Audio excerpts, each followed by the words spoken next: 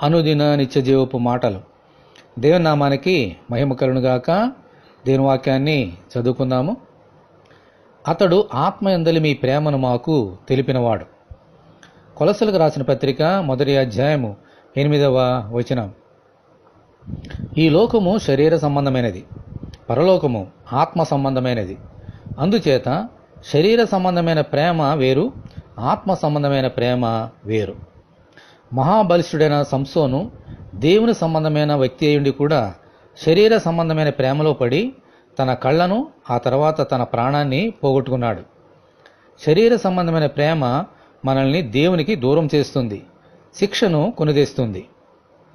భక్తుడైన దావీదు కూడా శరీర సంబంధమైన ప్రేమలో పడి దేవుని ఆత్మను పోగొట్టుకున్నాడు. తరువాత కన్నీరు కార్చి మహారోధనతో దేవునికి మొరబెట్టుకున్నాడు. శరీర సంబంధమైన ప్రేమ మనలను దేవుని ఆత్మ నుండి దూరము చేస్తుంది. అయితే ఆత్మయందలి ప్రేమ మనలను దేవునికి దగ్గర చేస్తుంది, పవిత్రమైన జీవితము జీవించినట్లు నడిపిస్తుంది.